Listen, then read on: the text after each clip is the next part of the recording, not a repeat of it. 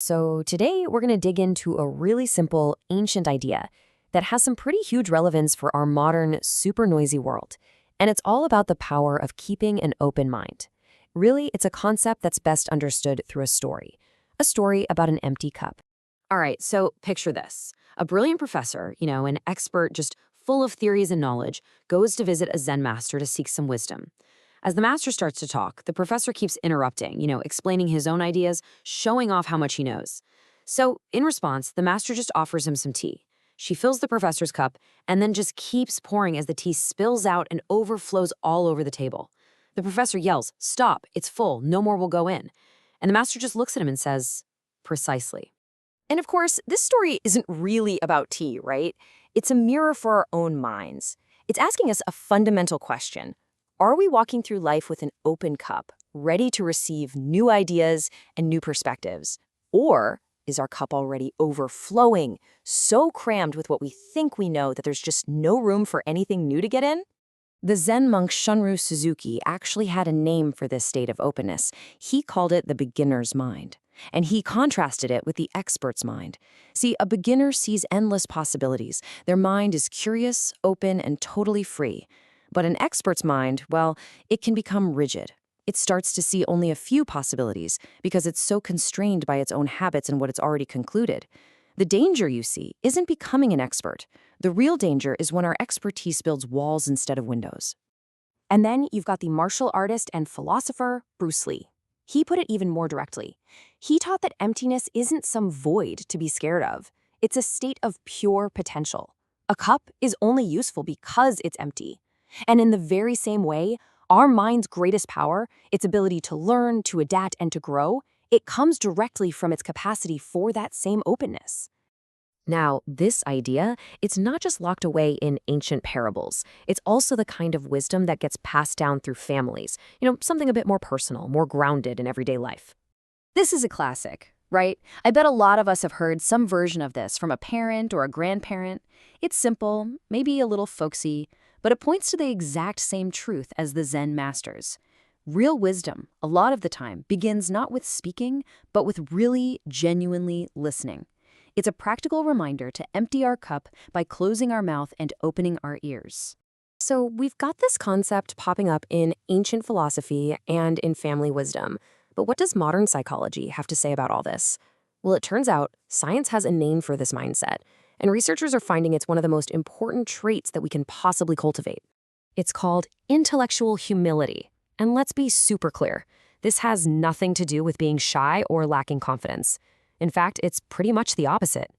Intellectual humility is having the confidence to admit you don't have all the answers. It's the strength to recognize that your knowledge has limits and the really profound awareness that on any given topic, you just might be wrong. Okay, so researchers have kind of broken this down into 4 key pillars. First, separating your ego from your intellect. So, a challenge to your idea doesn't feel like an attack on you. Second, being genuinely open to changing your viewpoints when you see new evidence. Third, having respect for other people's perspectives, even when you really disagree. And finally, a lack of intellectual overconfidence. The ability to resist that comfortable feeling that you're always the smartest person in the room. But does this mindset actually matter outside of a philosophy class? I mean, what are the real-world stakes here? Well, let's look at a cautionary tale of what happens when cups are stubbornly and pretty dangerously full. Back in the 1840s, a doctor named Ignaz Semmelweis made an incredible discovery. If doctors simply washed their hands, deaths in maternity wards would basically plummet. The evidence was overwhelming. But the established medical community, they mocked him, they rejected his findings because it just completely contradicted what they believed about disease. Their cups were too full. And now, this tendency to reject new evidence that contradicts what we believe is named after him, the Semmelweis reflex. It's a tragic reminder that intellectual arrogance can literally have fatal consequences. But on the flip side, when we embrace an empty cup, the benefits are enormous. Studies show that with intellectual humility, we can bridge political divides because we're more willing to actually listen.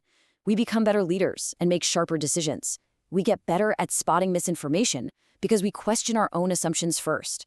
We build stronger relationships, and we learn to see failure not as some final judgment, but as a vital opportunity to learn.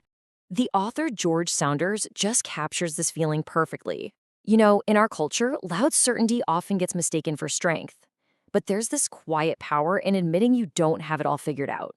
It makes you more approachable, more trustworthy, and honestly, just a relief to be around. So, we've covered the what and the why. And now for the most important part, the how. How do we actually do this? How do we start emptying our own cups, even just a little bit, in our daily lives? All right, here are 4 practical steps. First, treat your beliefs like software that needs regular updates, not like commandments carved in stone. Second, adopt this mantra: strong opinions loosely held. Yeah, have conviction, but hold it loosely enough that you can let it go when better evidence comes along. Third, use that feeling of absolute certainty as a warning sign. The moment you feel 100% sure, that's your signal to pause, get curious, and double-check your assumptions. And finally, build a habit of asking yourself one really crucial question. And that brings us to the key. For any important belief you hold, ask yourself this question: what new evidence would cause me to change my mind? Now, if your honest answer is nothing, then you've just found a blind spot. Your cup is full. This single question is such a powerful self-audit that keeps the door open to being wrong and therefore to learning. So here's the crucial point. This requires a shift in our ultimate goal. The point of a discussion isn't to win or to defend our current viewpoint at all costs just so we can feel right. The real goal is this collaborative, lifelong journey to get just a little bit closer to what is true.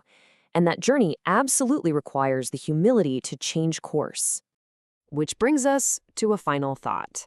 There's that old saying, it ain't what you don't know that gets you into trouble, it's what you know for sure that just ain't so. So I'll leave you with this question to carry with you. What is one thing you know for sure that if you were truly honest with yourself, just might not be so? Your answer could be the start of emptying your cup.